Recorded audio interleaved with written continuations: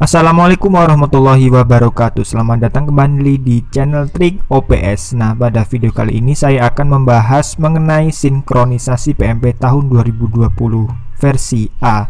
Oke, sebelum kita masuk ke tutorial, jangan lupa klik tombol subscribe, like, dan komen channel Trik OPS. Semoga bermanfaat dan dapat membantu pekerjaan kita semua.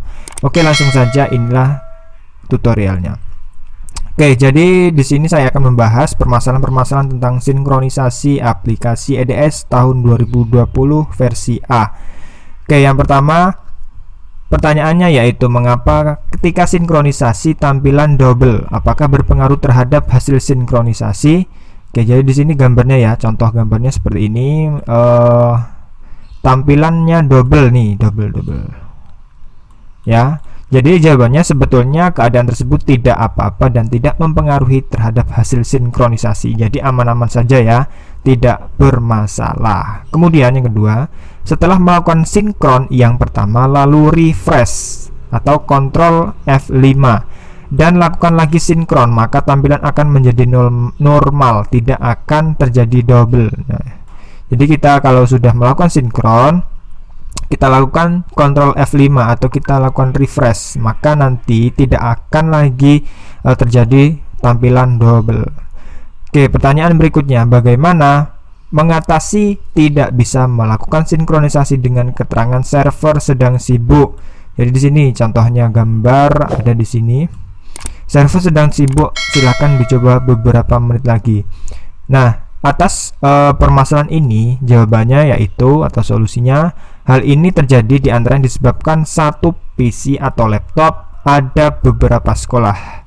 Hasil dari registrasi dengan dapodik lokal. Jadi maksudnya dalam satu laptop itu ada beberapa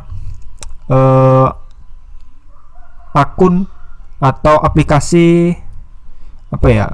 Dalam satu laptop itu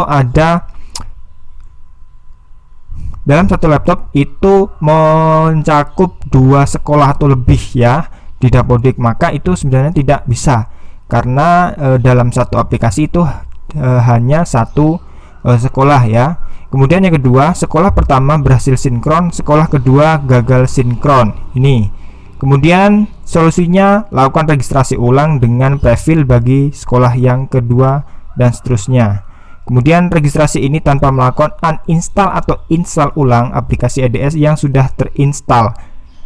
Langsung saja registrasi dengan prefil dan data isian tidak akan hilang. Oke, di sini contohnya ya. Di sini registrasi dengan prefil. Masukkan email, password, kode registrasi dapodik dan klik registrasi. Ini contohnya. Oke, pertanyaan berikutnya, bagaimana mengatasi tidak bisa melakukan tarik data atau sinkronisasi dengan keterangan kode registrasi tidak sesuai? Ini contoh gambarnya. Jadi jawabannya yaitu kita melakukan registrasi ulang menggunakan registrasi dengan dapodik lokal. Jadi registrasi kita itu dengan dapodik lokal. Kemudian registrasi ini tanpa melakukan uninstall atau install ulang aplikasi yang sudah terinstall. Langsung kita registrasi saja menggunakan dapodik lokal ya. Kita registrasi dengan dapodik lokal. Kemudian yakinkan pengisian NPSN dan kode registrasinya sesuai dan benar. Di sini registrasi dilakukan dengan dapodik lokal di sini ya. Masukkan NPSN, masukkan kode registrasi dapodik dan cek URL dapodik. Kemudian kita tarik data. Berikutnya, bagaimana mengatasi ketika mau sinkron muncul error tidak terkoneksi dengan database? Nah, ini yang banyak sekali permasalahan-permasalahan yang dialami oleh kawan-kawan. Jadi di sini saya juga sudah membuat tutorialnya, bisa dicek di video saya ya. Di sini solusinya yaitu kita cek servisnya. Apabila servisnya masih belum berjalan, maka kita start atau running ya, atau bisa simak video saya yang ini ya, yang PMP tidak terkoneksi dengan server database. Ini silahkan disimak. Kemudian Berapa lama setelah melakukan sinkronisasi dapat tercatat di progres dengan status sudah kirim. Nah, ini berapa lama ya? Normalnya hasil sinkronisasi EDS tercatat dan status sudah kirim dapat dicek di progres selama 1 kali 24 jam, artinya 1 hari ya setelah kita melakukan sinkronisasi, maka akan tercatat. Dan perlu dipahami, tarik data dan sinkronisasi itu berbeda ya. Kalau tarik data itu kita menarik seluruh data dari pusat ke aplikasi kita, tetapi kalau sinkronisasi itu kita melakukan dua arah ya. Yang pertama kita menarik kita mengirimkan hasil pengerjaan kita ke pusat, dan juga kita mengambil dari pusat ke aplikasi kita. Ada dua arah ya, tapi kalau yang tarik data itu hanya satu arah.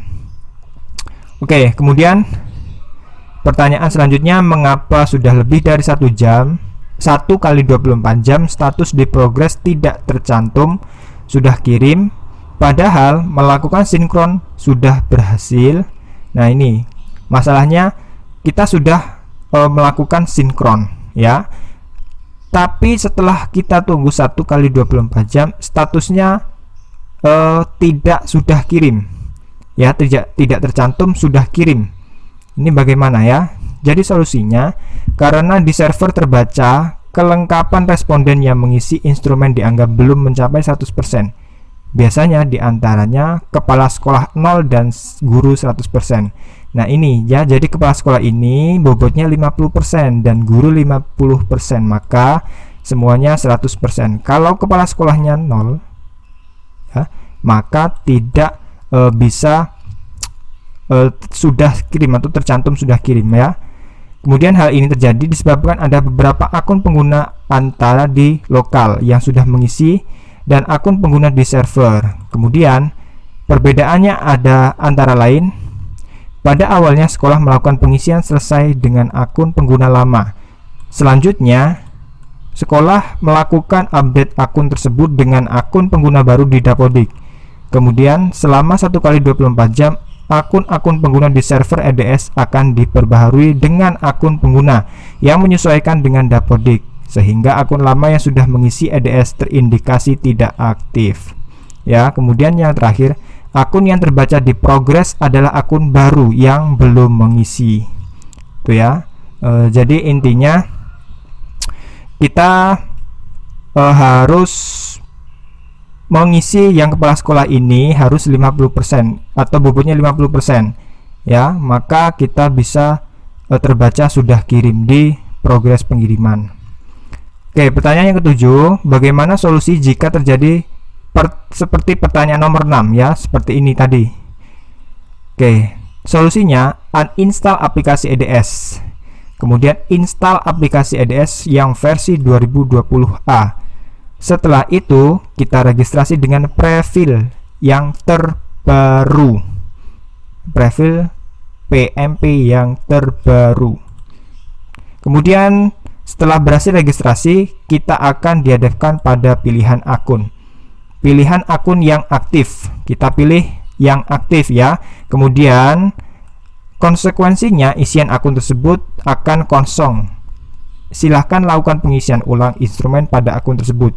Nah, jadi kalau kita memilih yang aktif, maka otomatis pengisian tersebut akan 0 ya, atau kosong. Maka kita diharuskan untuk mengisi instrumen tersebut sampai 100%.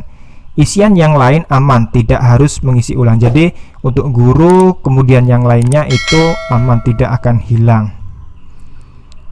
Oke, mungkin itu sedikit informasi dari saya mengenai sinkronisasi. Terima kasih telah menyaksikan. Saya akhiri, wassalamualaikum warahmatullahi wabarakatuh.